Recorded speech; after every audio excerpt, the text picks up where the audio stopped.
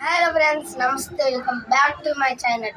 ఈరోజు మనమైతే వెంకటేశ్వర గుడి అయితే చూపిస్తున్నాం. వీడియో అయితే ఇంట్రెస్టింగ్ ఉంటుంది.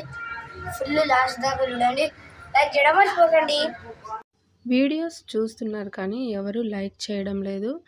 భక్తి భావం ఉన్న వాళ్ళందరూ కూడా లైక్ చేయండి. ఎందుకంటే మరికొన్ని వీడియోస్ చేయడానికి ఎంకరేజ్మెంట్గా కూడా ఉంటుంది. ముందుగా ఈ గుడి ఎలా ఏర్పడిందో మనం తెలుసుకుందాం. పశువుల కాపరీలు ఈ గుడిని కనుగొన్నారు. ఆ కారణంగా ఈ గుడికి గోకులంగాను, ఇక్కడ శ్రీనివాసుడు కొలువై ఉన్న కారణంగా తిరుపతిగాను, కొండపైన పారిజాత వృక్షాలు చాలా ఎక్కువగా ఉన్న కారణంగాను పారిజాతంగాను పిలుస్తుంటారు. ఇన్ని కారణాల వల్ల ఈ గుడికి గోకుల తిరుపతి పారిజాతగిరి అని అయితే పేరు వచ్చింది. ముందుగా ఇక్కడ గోకుల తిరుమల పారిజాత దేవస్థానం సుస్వాగతం అని అయితే కనిపిస్తూ ఉంది కదా. ఇది గుడికి వెళ్ళడానికి రోడ్డు మార్గం. మనకి ముందుగా అయితే ఇలా గోపురం కనిపిస్తుంది. గోపురం మీద శ్రీనివాసుడు, అటుపక్క ఇటుపక్క అమ్మవార్లు మనకైతే కనిపిస్తూ ఉంటారు. మనకి గోపురం ఒక సైడు సూర్యభగవానుడు దర్శనమిస్తాడు. మెట్ల మార్గం గుండా వెళ్ళే వారికి వరసిద్ధి వినాయక స్వామి కూడా దర్శనమిస్తాడు. ఇదంతా కూడా మెట్ల మార్గం. అసలు ఈ గుడి ఎలా ఏర్పడిందో మనం తెలుసుకుందాం.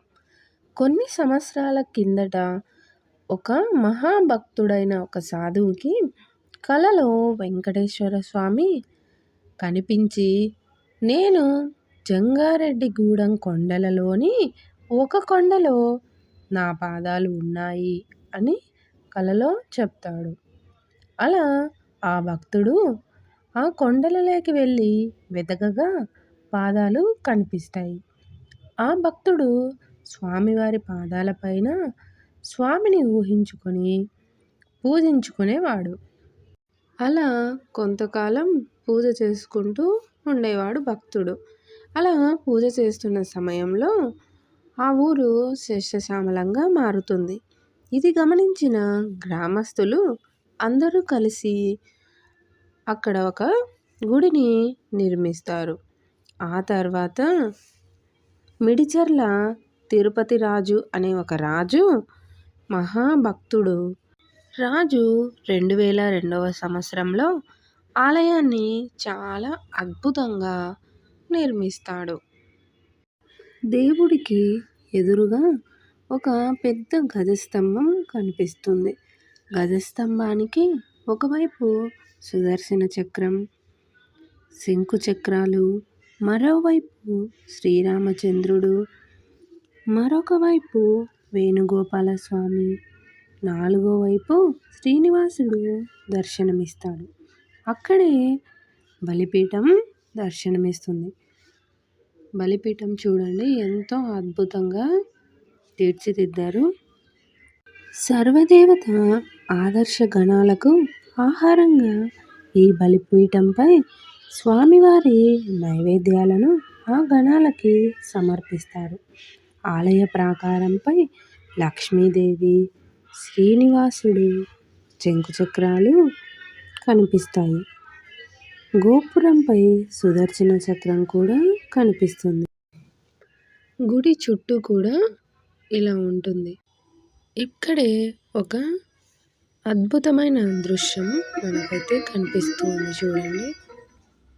ప్రాకారంపై కనిపిస్తున్న ఓం గోవిందాయ నమః అనే మంత్రాన్ని పఠించడం వలన సకస్త పాపాలు పోతాయని భక్తులు ఎంతగానో విశ్వసిస్తారు.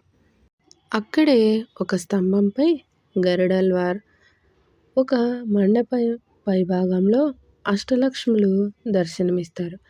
మండప స్తంభాలపైన గోకుల కృష్ణుడు, రాధాదేవి విగ్రహం అద్భుతంగా కనిపిస్తాయి. అక్కడే ఒక ముఖ మండపంపై పద్మావతి అమ్మవారు కూడా కనిపిస్తారు. ద్వారం నిగనిగలాడుతూ కనిపిస్తూ ఉంది చూడండి. ఇప్పుడు మనం వెంకటేశ్వర స్వామి దర్శనానికైతే లోపలికి వెళుతున్నాం. ద్వారానికి ఇరువైపులా జయ విజయాలు దర్శనమిస్తారు. వీళ్ళ ఇద్దరి అనుమతి ఉంటేనే మనకి ఆ శ్రీహరి దర్శనం లభిస్తుంది. చూడండి, వెంకటేశ్వర స్వామి ఎంత అందంగా ముస్తాబై ఉన్నారో. మీరు కూడా అందరూ దర్శనం అయితే చేసుకోండి. మనకి తిరుపతిలో అయితే ఎలా ఉంటుందో అలాగే ఇక్కడ కూడా ఉంటుంది. శ్రీవారి పాదాలు మహాపద్మంపై దర్శనమిస్తాయి. స్వామివారి పాదాల దగ్గరే ఉత్సవమూర్తి విగ్రహాలు కూడా ఉన్నాయి. చూడండి, అందరూ కూడా దర్శనం చేసుకోండి. ఈ స్వామిని దర్శించుకోవడం వల్ల నక్షత్ర దోషాలు తొలగిపోతాయని నమ్మకం. అలాగే వివాహం జరగని వాళ్ళకు కూడా వివాహం జరుగుతుందని కూడా ఒక నమ్మకం. స్వామిని నమ్మి కొలిచిన వారికి అన్ని వేళలా తోడుంటారు. అందరికీ తెలిసిన విషయమే. స్వామివారి నిలువెత్తు రూపం చూడడానికి 2 కళ్ళు సరిపోవడం లేదు. ఎంతో సుందరమైన ఆ స్వామి రూపాన్ని మనం దర్శించుకోవడం మనకు ఎంతో అదృష్టం. దర్శనం అయిపోయింది కాబట్టి హారతిని కూడా అందరూ కళ్ళకు అద్దుకోండి. పక్కనే పద్మావతి అమ్మవారు వజ్రాభరణాలు దివ్య కాంతులతో 4 చేతులతో, 2 చేతులతో కమలాలు, మరో 2 చేతులతో అభయాన్నిస్తున్నట్టు మనకు దర్శనమిస్తారు. ఇక్కడే శ్రీ జగద్గురు అల్వార్ కూడా కనిపిస్తారు. పరంధాముని చేరిన గోదాదేవి కూడా మనకి దర్శనమిస్తారు. ఎక్కడా లేని విధంగా మనకి గరుడల్వార్ వెండి రూపంలో ఇక్కడ మనకి కనిపిస్తారు.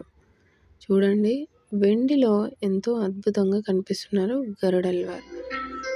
మీకు ఈ వీడియో నచ్చిందని అనుకుంటున్నాను. నచ్చితే లైక్ చేయండి, అలాగే సబ్స్క్రైబ్ కూడా చేసుకోండి.